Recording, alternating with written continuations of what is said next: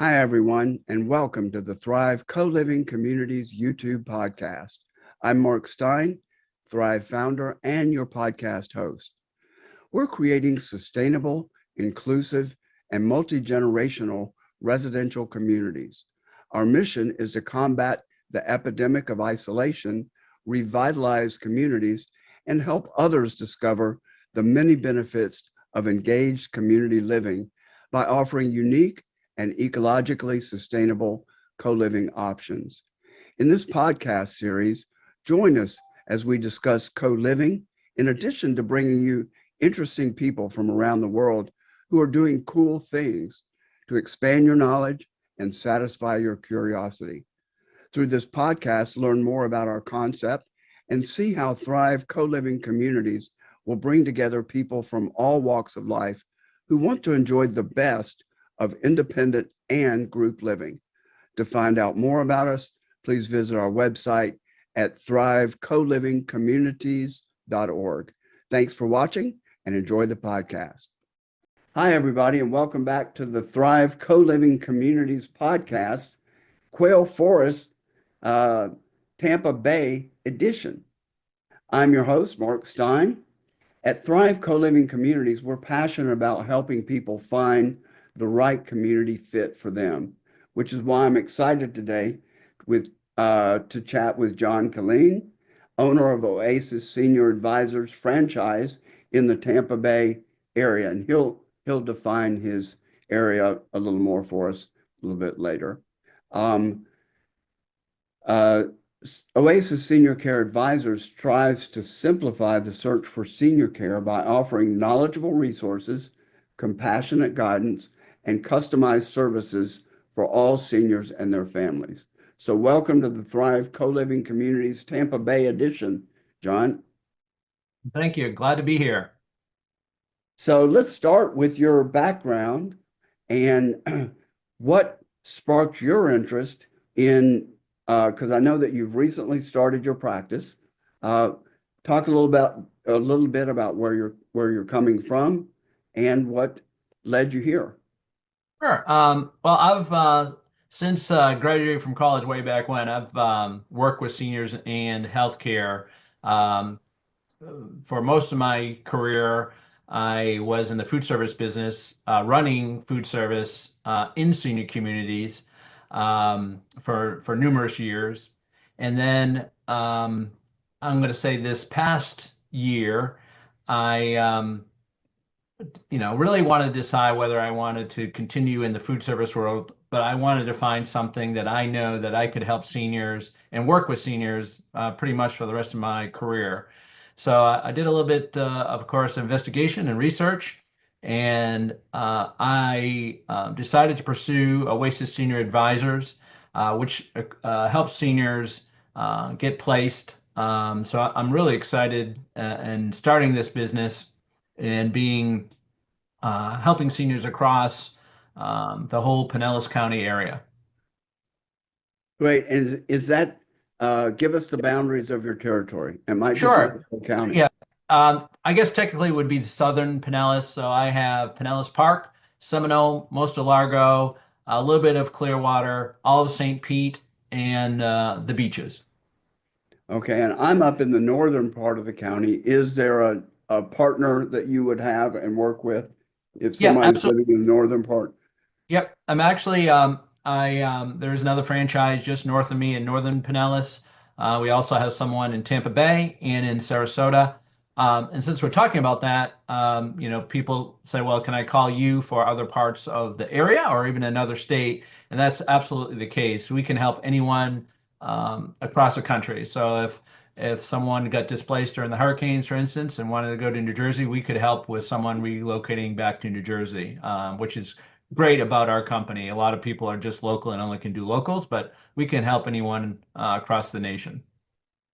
And how do you know how many franchisees there are roughly in Yeah, the country? I believe that there's about 120 franchisees across the country. So that's pretty good coverage, probably. It is, it is. And just to let you know, even if there wasn't a franchise in a specific city or zip code, once again, we can help with that as we have connections, around. More than likely, there's someone around that area that can definitely help. So. And what would the handoff look like? Would you do an initial brief survey of what their needs are, enough to know in order to pass it to a colleague? Is that how that would work? Yeah, absolutely. Yeah, we would do the initial assessment with their health needs, the financial aspect, likes, dislikes, activities, those types of things, and then hand it off to the appropriate franchisee or territory. Okay. And what are the different, I know there are different levels of care. Um, and maybe it goes this way and not this way, but talk to us first about the different levels of care that your company offers and focuses Sure. on. So we can help amongst all the different areas.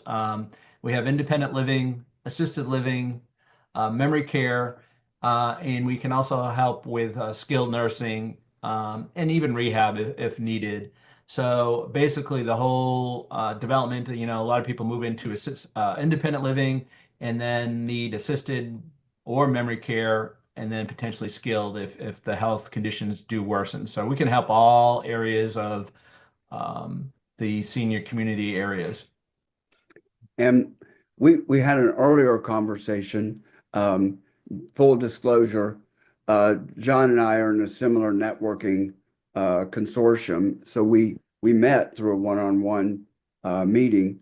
And I believe that you shared with me that, especially given the early stages of your practice, that you're happy to help people with anything that they need, uh, in-home care, uh, whatever, to point them in the direction of whatever assistance they need. Absolutely. We have lots of connections. Our theory is we want to be a one-stop shop. So we can help with home care. We can help with their VA or aid in attendance benefits, their long-term care insurance. We can help with a bridge loan if needed, if finances are needed on their current home. Of course, we have real estate agents if they want to sell their home. We can help pretty much with any aspect, even pet care. We've helped people with pet care if needed. So And we're definitely, most people, especially when they reach senior years, are definitely attached to their animals as a family member for sure. absolutely, absolutely. Well, that's really helpful. And, we focus on business as well as good services for people.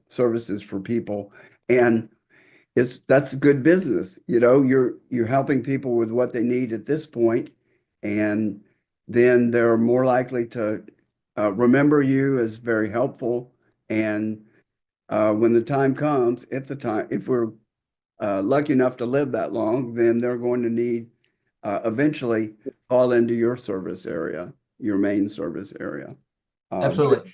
still commendable, because a lot of people will not want to devote their time to anything that's not revenue producing immediately. So, And just to go along with the previous question, we'll also help with Medicaid. So if someone is on Medicaid and needs to move into an assisted living or memory care or skill, we'll definitely help with those seniors and families as well. okay. Um, talk to me about some experiences thus far. I would imagine this is a very rewarding work. So it is very rewarding work. So talk to me a little bit about some of those esoteric rewards in addition. Sure. Yeah. As I a mean, um, it's not for most, it's not an easy transition. So many times we're working with the family and the senior. So, the positive with us is we're not going to push the most expensive or maybe something that just because I've referred to that assisted living many times, it's all about the senior and what they like, the financial aspect. Um, and we want to make sure it's a good fit because we don't want to move someone in and say, 30 days, 60 days, it's not good. We want to make sure all aspects of what they're looking for are there to make it a wonderful fit, as well as the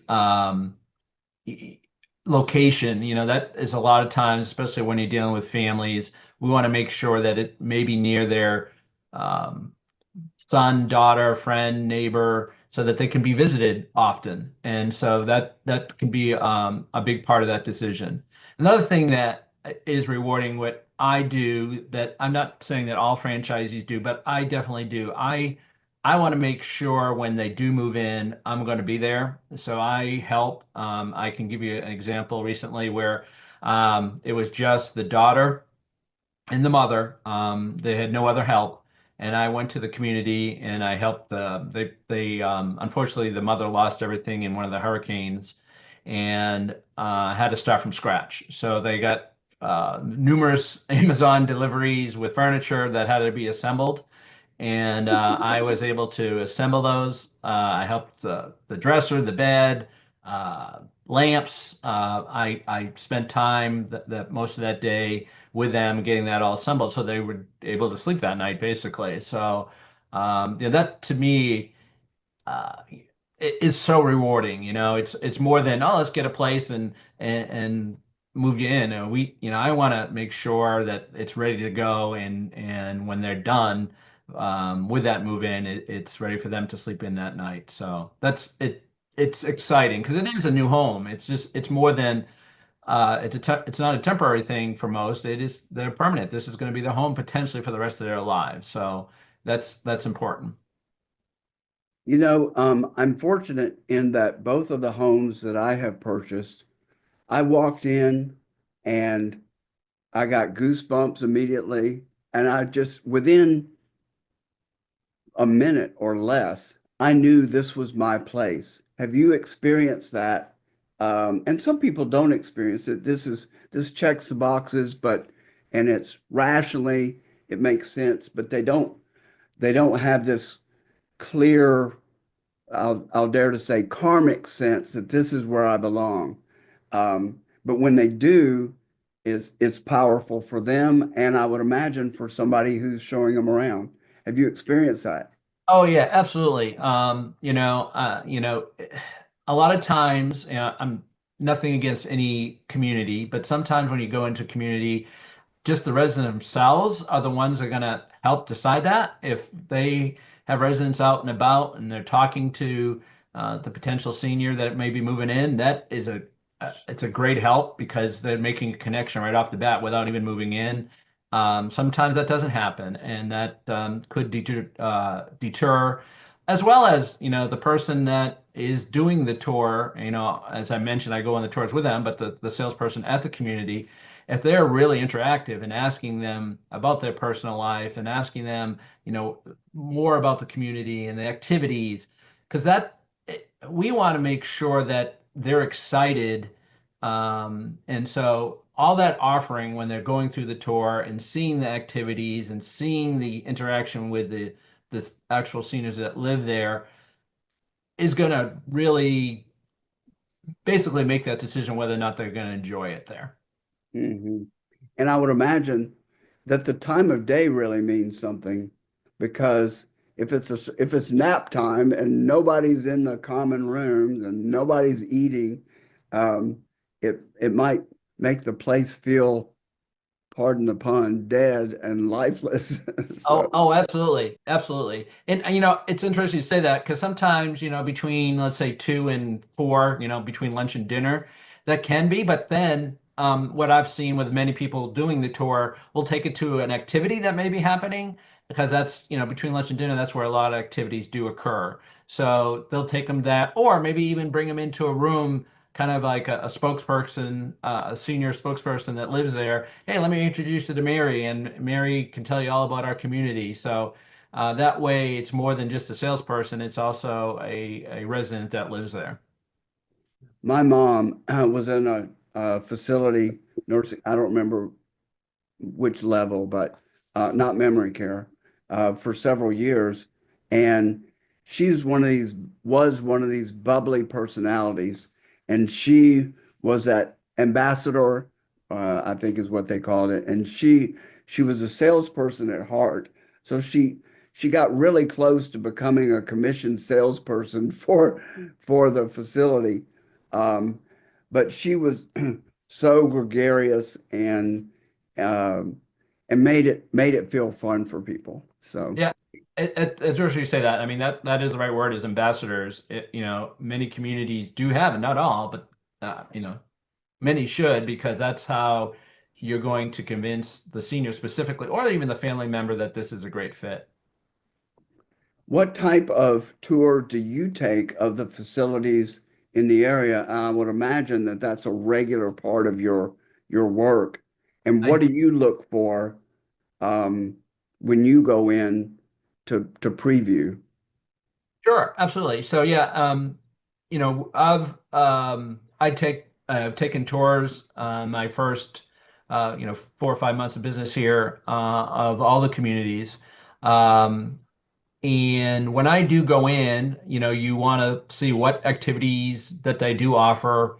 You want to see cleanliness. You want to see um, uh, how the seniors are interacting with one another. You want to see dining times, because food is an important aspect of their daily routine. My opinion, being in the food service business prior, it is the most important, because you're going to hopefully go down for breakfast, lunch, and dinner, and that's where most of your interaction is going to occur. So tasting the food as well, because that's what, you're not going to be cooking for the most part on a daily basis. You're going to be eating their food. So going in and tasting the food, another important aspect. Location. Any other, some do have pools. Some may have a small gym. Some may have an in-house doctor. Some may have church service.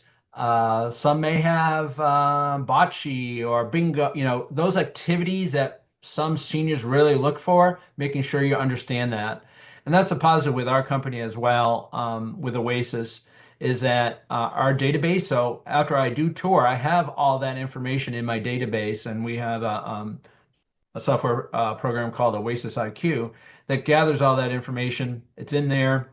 So if I ever have a question, I can't remember every single community, as I do have 70 plus communities in my region. I can go in my notes and take a look at that to make sure, hey, she wants to play bingo, or oh, do they offer Catholic Mass every Sunday, or can they go to Catholic Mass every Sunday? Those type of things may be the decision maker on whether or not they even will tour, because they are so important to the family or the senior.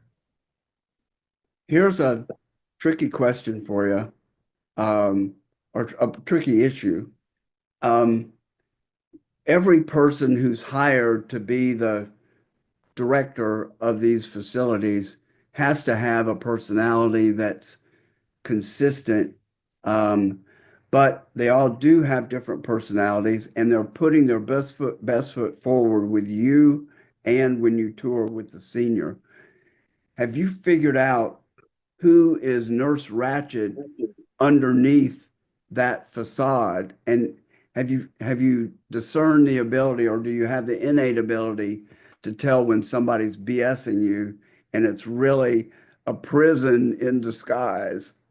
Oh yeah, yeah, for sure. I mean, there's definitely some people in this business that really do care, and I'm not going to say that not everyone doesn't care, but there are many that do, and there are some that, as you can say, there are concerns.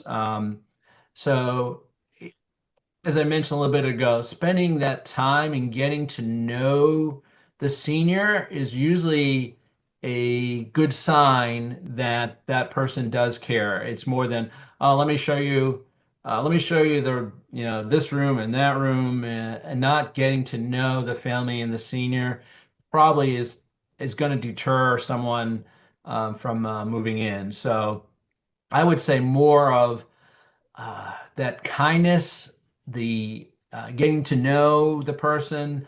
If that's not happening, um, that is really going to deter someone from moving in. Hmm. Um,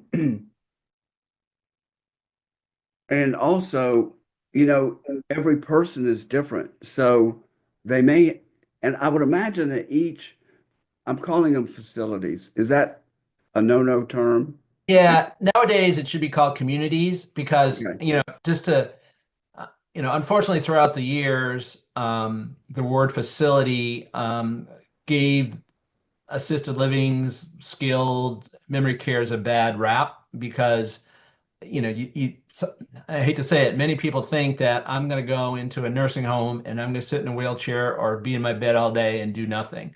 There is so much that has changed over the years.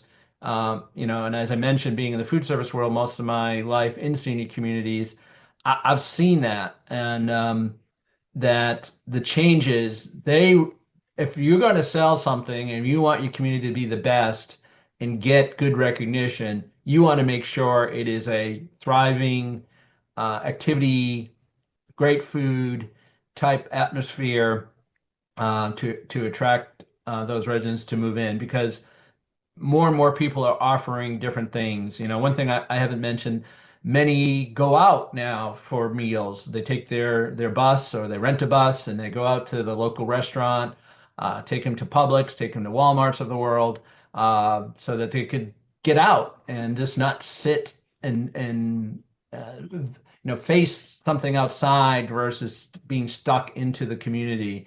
And more communities are doing that more often than not. So it is, I think a big reason why the word facility has gone away and it's gone to the word community. Well, and also many communities, thank you for the correction. Sure. I asked for it, but thank you. Uh, Many of them encompass all three or two of the three of the levels. So they've got, they are communities and they're graduated communities. So, and also I'm thinking that seniors have changed. The nature of the senior experience has changed dramatically since baby boomers came into it. And it makes sense because we're probably the most active older generation, maybe in history. Um, and so, it makes sense that the offerings would change and the sense of community would change. And I was also going to mention that seniors themselves we're all different, and some people would want a quiet place. They just want to read, they want to have a little bit of social interaction, and each community probably has its own personality, and that personality may be too gregarious for an introvert. Um, how do you, does your questionnaire sort of cover that so that you can sense what the best fit is for Well, the absolutely. Yeah. I mean, sometime, just talking about, I didn't mention this already. I'm glad you brought this up. I mean, many have libraries, like internal library in there. So if somebody truly just wanted to go read a book, there are, if reading was a factor in your decision, as an example, there are many that, if not all, have library, but there are some that have thousands of books available. And most of those books are coming from seniors living there over the years. And so basically giving them to the community for others to share. And there's one specific community that I know of actually has a card index, because they have so many books, and you could go to the card index and find a specific book if needed. But yeah, I mean, there are definitely some people that would prefer to stay in their room, read a book, or maybe you know doesn't want so much interaction during the meal periods, and that's okay. So knowing that, and if someone's looking for that specifically, we definitely can guide them in that direction in those communities that may be a better fit. what about pets? What do you see? Is that a growing acceptance? Talk about pets because that's important for a lot of people. Absolutely. Yep. Pets are another big thing that's being added to many communities, and there are more friendly pet communities than others. Some are being so pet friendly they don't even charge for the pet fee. Many do. Um, and that's usually a minimal charge, but some are not charging because they want the pets in there because pets actually help the senior and just not the one that owns the pet, the others in the community because it gets them going and interactive, and it's really exciting part of their day when they see a dog or a cat specifically in the hallways. And many, what I'm noticing, even many of the management staff, I know some sales directors at some communities and some executive directors at communities bring their own pet in as interaction so that the seniors can see them and bring them to different activities or just even roam the halls a little bit, just so that they may go in a room and maybe someone's day is not going so well. The pet will go into the room and try to help that senior out. So yeah, more and more definitely adding pets are accepted. And I would say that is definitely a continued trend that I wouldn't be surprised if they added maybe a pet walking service at most communities. Most charge now, but I could see that as a freebie in the near future because more and more seniors are bringing their own pets in. What about different types of pets? Um, my partner Isabella loves birds, and she sees their personality much as other people see dogs and cats' personality. Yeah, I mean, I would say there are definitely some limitations in most communities, but I would say dogs, cats, birds. Now, most communities, if you can take care of the pet, then that won't be an issue. If you can't take care of the pet, most communities will require you to make sure you hire someone that you bring in, and that's where a pet sitter or something like that would come in and take care of that for you. Um, there's all different aspects that I've seen. Some um, have more diverse acceptance of pets than others. So it really depends on the community. But that's something that, if I did, for some reason, I didn't have that in my notes and someone had a pet iguana, I would find that out for you. I mean, I would make that call and make sure that that pet would be accepted because that could be a deal breaker um, for the senior or the family. I'm dealing with someone that recently that had four dogs, and so that's a challenge. I don't know. I haven't found one that would accept all four dogs, but maybe a couple. So calling around, that's part of our free service, and see what they accept and not accept as part of my service. You probably wouldn't want an iguana wandering the hallway, even if on a leash. I, Can I you? can tell you, I've seen that I don't know about seniors having iguanas, but I've seen more and more pet iguanas out there. I was actually at the SPCA here locally, and there was a lot of iguanas being up for adoption. So they're out there. Yeah. Can you imagine walking out your door and seeing an iguana, any reptile Yeah. walking down the hall? Oh Um, yeah. and here in Florida, we've got enough alligators, so I think the built-in fear factor is great. Um, I would imagine that there's also a size limitation with, especially with dogs, because I would think that smaller dogs are easier to manage. That's true. I would say probably I'm going to say 20 to 25 pounds or under is the normal acceptance with the pet. It'd be very difficult if it was over 25 pounds for sure. And my dog, who's 80 pounds, um, he would love it. And he hugs everybody, leaning into them. He would love it, but I think he'd be a bit much for any home.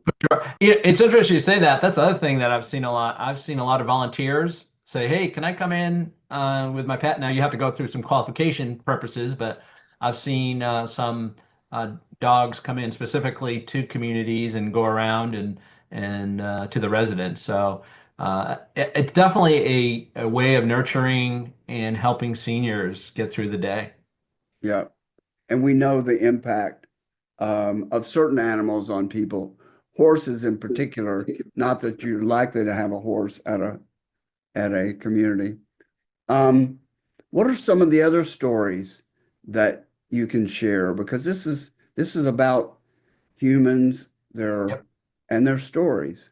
Sure. Yeah. I mean, absolutely. So, I would say memory care is probably the most difficult. It's difficult for families. It's difficult for the senior.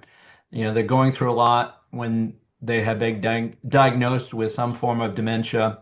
And, you know, I would say that when choosing a memory care specifically, you want to make sure that that nurturing is there. For the most part, all memory cares are very good in that aspect.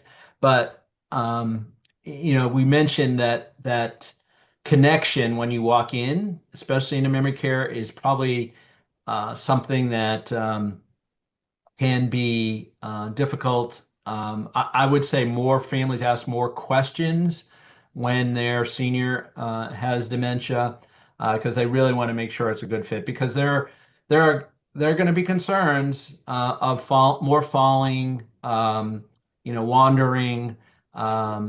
Is there a locked unit? And most are, but those types of questions are brought up more when the senior does have dementia. So and there are, different aspects of that. There are some communities out there that are just pure um, memory cares. They're not associated with an assisted living or independent living. And then, as you said earlier, there are some that have all aspects of it. So assisted living, independent living, assisted living, and memory care. So, um, that it is challenging, and many families try to delay going into a memory care, trying to take care of the senior at home before that decision is made, because they're going through a lot. The senior's going through a lot, and they want to make sure if the time does come, that they're going to try to delay as much as possible,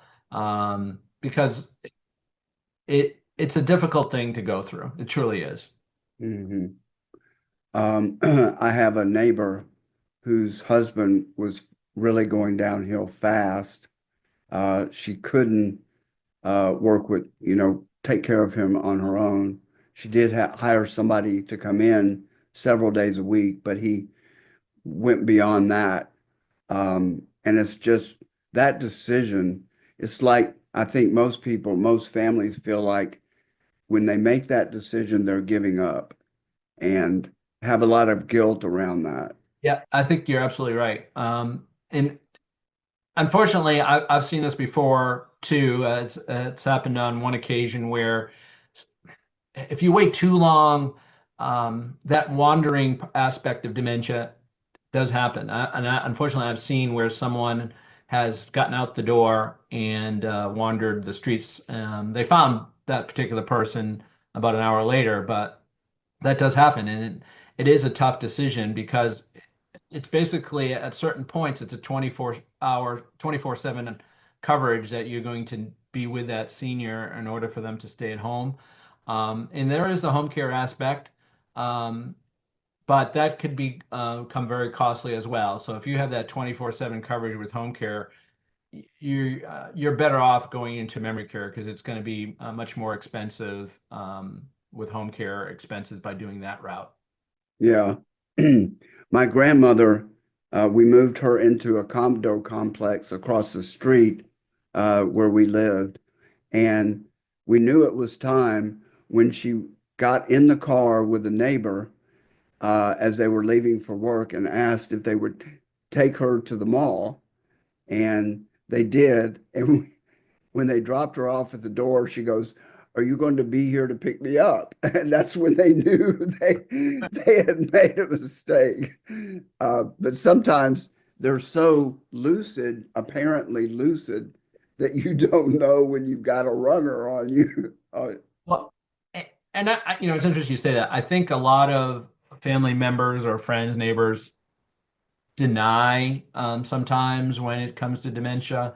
They don't want to believe it, and I think that's probably the first step. I'm not, a dementia expert by any means, but I think that's the first step in understanding and accepting it that oh, we need some help, whether it's home care or just getting assessed, to say if they truly have dementia, would be the first step. But understanding that so that you know what's coming and understanding what's coming, because many people don't understand the different levels and there's the different forms of dementia. It's just not Alzheimer's. There's others, lots of others out there that people would need to understand.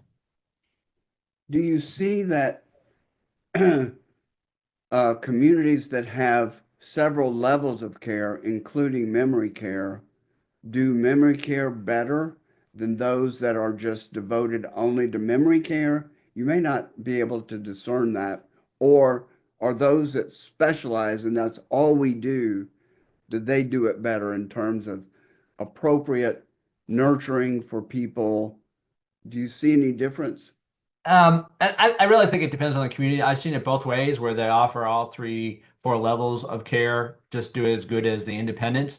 But I would say for the most part, those that are exclusively memory care, usually you do see better care for the most part because that's all they do. I mean, that's their expertise.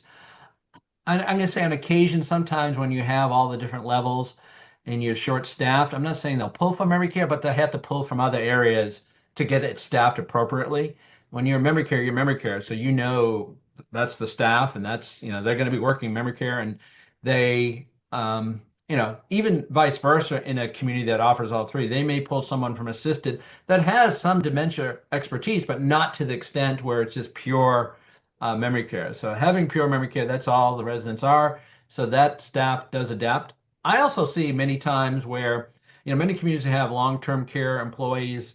Many I've seen 30, 40 years in some communities where, this is just what I've observed, and I'm not sure if it's true. I haven't done a study on it, but I've seen that a lot of memory care have probably the most longevity staff members than of the other areas.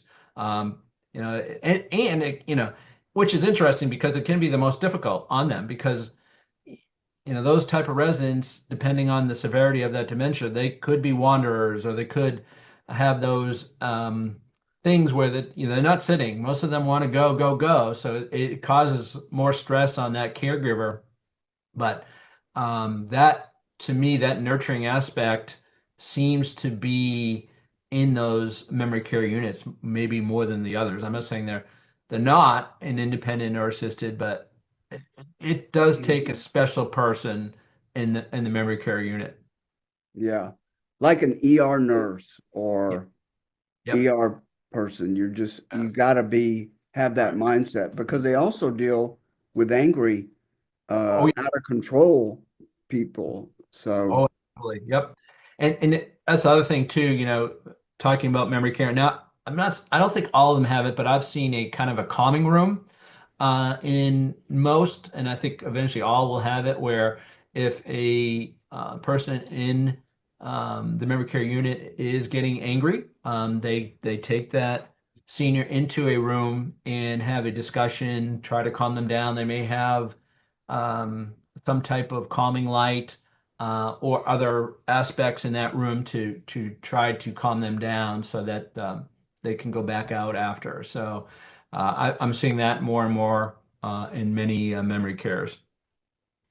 and back to the family's worries, this this almost certainly memory care has the most potential for abuse, um, uh, which is good that they tend to be more nurturing, and I can understand that. But there's because the senior has very little cognitive abilities in some cases, then they're much more likely to be physically abused or emotionally abused and that sort of thing. And it would be very difficult to tell if they are. Well, and that's the other thing too. There's ratings that they all go through what we call ACA inspections. So if there are things that do come up during the inspection, that's public knowledge. So we have that knowledge as well if there are concerns on that. Or even, yeah, as everyone knows, Google reviews. Not saying all Google reviews are the best, but that sometimes will make a decision on a community when they're deciding on where they want to move their senior or the senior themselves. So Right. So we've talked about a lot. What have we left out that you'd like to share about your experience, about your services, anything on the topic? right, yeah. So I think as we mentioned, it is a free service. I'm here to help everyone and anyone, whether you're on Medicaid, you know, and people ask, well, how do you get paid? I think that's important for everyone to understand that. I get paid if you move into the community. The community pays me. I have agreements with approximately 80% of those communities here in Southern Pinellas. With that being said, a lot of people question, well, you're going to push me into a community that you have an agreement with, or you're going to push me into a community that it's going to pay you the most. That is not even close. As a company owner, I'm going to find the best community for you, financial aspect, the items that you may bingo, activities, likes, dislikes, pets, anything that we know is going to be needed or is going to be a deal breaker. It's like a real estate agent. And how I look at it is we want to make sure that they're offering everything possible. So I will tour those communities I don't have agreements with. As I said, I'll tour those that may be on Medicaid. I don't get paid if you need help with a rehab. I don't get paid if you move into rehab. I will help you with that. Um, as I mentioned too, I will help. I want to be there when you move in on moving day. I want to make sure it's a good fit, that we get everything in place. So that night, it's hopefully relaxing. Because usually that first week is the most difficult. It's a new home. There's many residents, that you're going to be dealing with on a daily basis, and there is stress, but we want to make sure it's a great fit, and we're going to do everything possible to help that senior out. I think a lot of where I come from does come from my mother. My mother still works. I'm originally from Massachusetts. She still works up there in a senior center. She does food pantries every week. She does volunteer every week. That caring aspect is why I'm doing this. I know everyone needs money, but that's not the main reason I'm doing it. I want to make sure that seniors are taken care of. And baby boomers are going to grow in the next 15, 20 years. It's not decreasing, it's going to grow. Um, and don't quote me on this, but I think it's 80 million people will be over 65, if I remember correctly, in the next 15, 20 years. And I could be wrong on that number, but it's something that is not going to go away for many years. We want to take care of our seniors. I'm really excited about this company and where I can go with it. How old is your mom? My mom is, let's see, she's gonna her birthday's on December 19th, so she will be 78 this year. Okay, So, good. 78. How can people reach you if they'd like to have a conversation with you? Um, Either email, phone, text, whatever it is. My number is 727-599-8842. Or they can be reached by email, jkilleen, Killeen, at youroasisadvisor.com. You can call me, text me, and just let you know, I'm available 24/7. I don't work 9 to 5. If you need to reach me on the weekend, sometimes we have an emergency placement, rehab. They have to move out. Medicare is up, and they need to find a placement. I can help you. I did that this weekend where I reached out to someone to see if they could help because they had posted something on Facebook. So I'm there 24/7 to help you. Do you have a website or a microsite from Oasis? And is the URL so complicated we just need to have you send it to Libby and put it on the in the notes? It's not too bad. It's actually a Oasis Senior Advisor.com/ Pinellas hyphen county. So it's Oasis Senior Advisors.com hyphen Pinellas/county. So And is that advisors singular or plural? that's plural for the site. Okay. All right. Well, very informative, and your sense of caring definitely comes through. So I really have enjoyed this uh, podcast and getting to know you a little better and about the services. I appreciate it. I really thoroughly enjoyed this, and I appreciate your time as well. All right, let me wrap up. Thanks to John for joining us on the Thrive Co-Living Communities podcast, uh, Tampa Bay edition. To learn more about Oasis Senior Advisors, please see his contact information down in the show notes below. You can also learn more about Thrive Co-Living Communities and how we're helping address this epidemic of loneliness nationally as well as locally. Thanks for tuning in. If you like the podcast and would like to see more, please subscribe, like it, giving it a thumbs up, and click the notification bell. We'll see you next time on the Thrive Co-Living Communities podcast. And thanks again, John. Thank you. Thanks for joining us for another great episode of the Thrive Co-Living Communities YouTube podcast. To learn more about our mission and how you can support our vision of creating co-living communities worldwide, please visit us at thrivecolivingcommunities.org. To receive advanced viewings of our podcast and other exclusive content, find us on Patreon at patreon.com/Thrive Co-Living Communities. You can also learn more ways to support our mission in the show notes below. Amazon Smile, GoFundMe, Kroger, and our own Thrive Gear store, where you can buy t-shirts, hats, and many other items.